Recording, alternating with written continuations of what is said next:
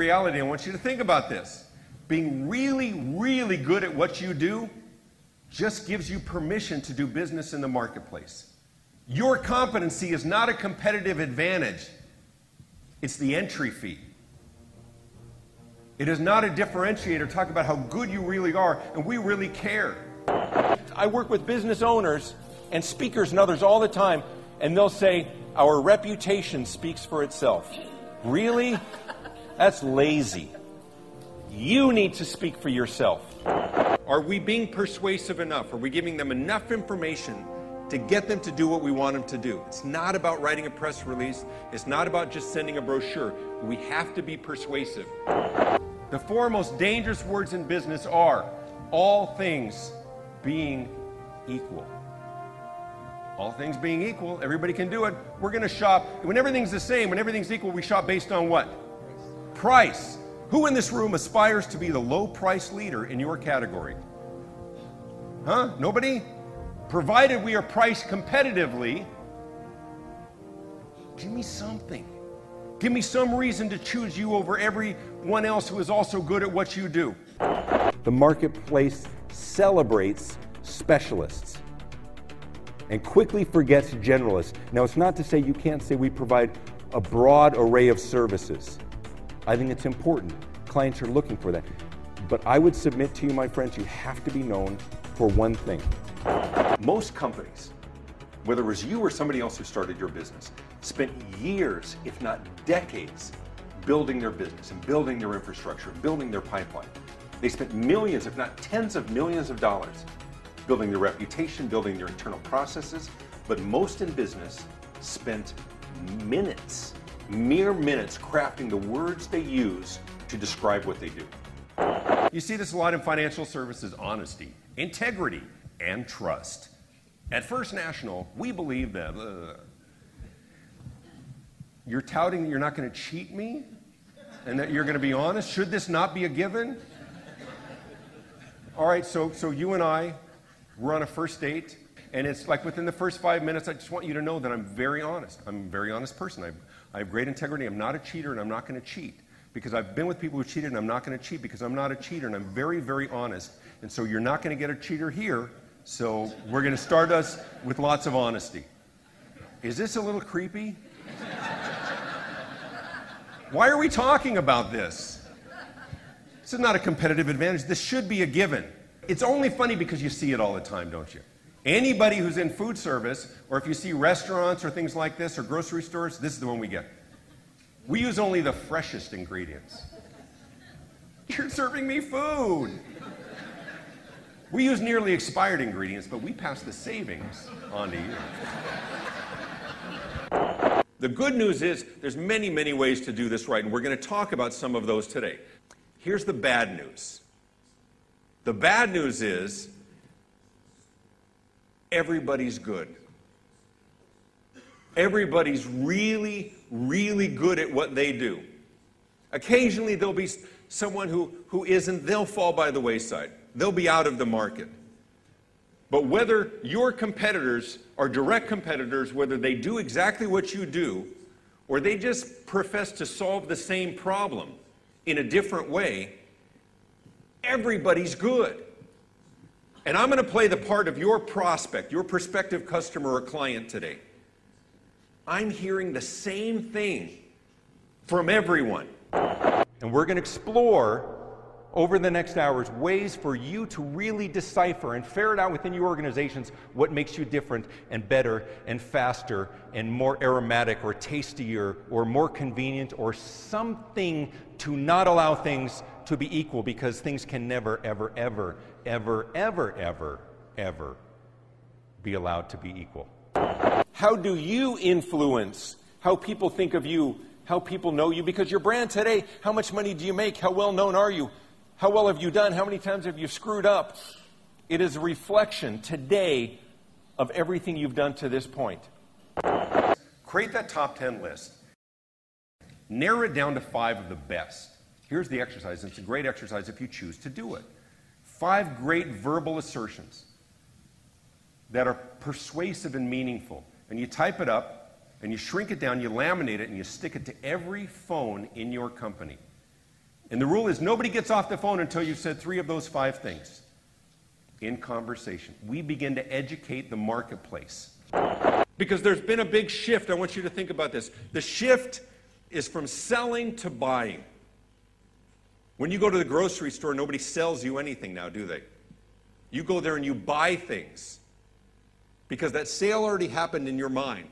When you go on the internet at 2 o'clock in the morning and you shop and you buy things, nobody's selling anything. We have to be better at being very visible and upfront so that when they're ready to buy, we're the ones that come to mind. Social media is an and, it's not an or. It's not in lieu of the traditional marketing. There's a wonderful new opportunity with social media, but we're not quite sure how best to use it. I ask audiences all the time, I say, how many people are using social media to build their business? Most of the hands go up. I said, all right, hands down, how many people are successfully using social media? Very few hands, we don't know. But we've learned very quickly how to use it poorly. And it's both ends of the spectrum, right? It's from the mundane to the offensive. Social media is a great way for people to feel they know you better so they can like you better. It's a chance to reveal more of yourself. The real opportunities are YouTube. I saw a statistic that said that 75%, 3/4 of all online content within 3 years will be video. Can you give them a taste of your business? Can you take a small camera, a small flip video camera, and give them a tour of your facility? Can you do a 1-minute marketing message? Show your expertise. Here's my little flip video camera. Okay, here we're going to do it here. Hi, David Avrin, the visibility coach. Here I am live on stage in Buenos Aires, Argentina. This is going to end up on my blog here pretty quick. Talking about marketing, growing our businesses. I need to get back to my show. All right. You post that stuff, it's searchable.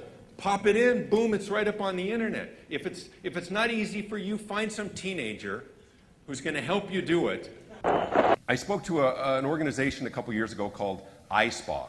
And iSpa is the International Spa Association, not like hot tub spas, but like day spas and salons and things that sell rubs and scrubs and creams and things that make you soft and succulent. Is that a word? Succulent? It is now. And so I'm speaking, I will tell you, bar none, the most stunningly gorgeous audience I've ever spoken for in my life. I mean, distractingly so. Like 800 women in little black dresses who demonstrate tanning stuff. And my wife came with me the last time. I've spoken to her a couple of times. She comes with an empty suitcase. Ladies, you understand why, right? Just walk around the trade show getting free samples. But she's sitting in the back, and she didn't get to hear me speak very much, so she came to support me. And it's like literally 800 women in little black dresses, and I'm like, okay, this is a distractingly gorgeous audience, and so soft. And everybody feel your left hand, how soft and supple you are. And they laugh, and my wife's sitting in the back row thinking to herself, he is not nearly as charming as he thinks he is up there. It's like, ladies, you understand here, when you go to the Clinique counter at the shopping center, right, at the mall, what are the women all wearing? White lab coats. And their vast medical experience? Did they go to the Pons Institute? It's an accessory that lends credibility. This is my daughter, Sydney. Isn't she cute? She is my little angel devil. She's my middle. It's a few years ago, but I still think this picture is kind of cute. Now, Sydney went to preschool at the big church near our house just south of Denver in Highlands Ranch, Colorado.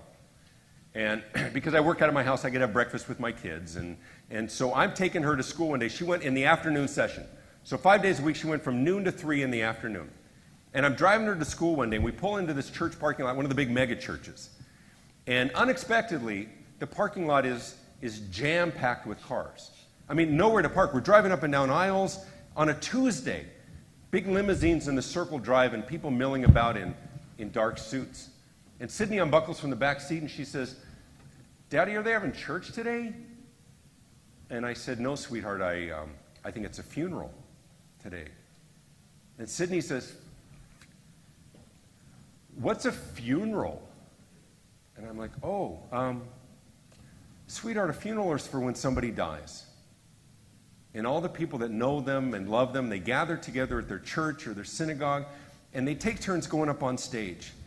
And And they kind of talk to everybody.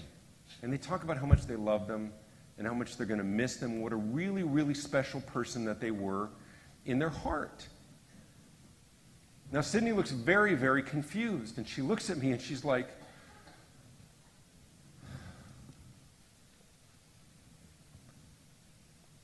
and then they kill them? And I'm like, no. Honey, this is for people who have already died. Oh, looks very relieved. Not a human sacrifice, no. Kisses me on the cheek and she scampers off to class. How many people with kids? Let's see the hands.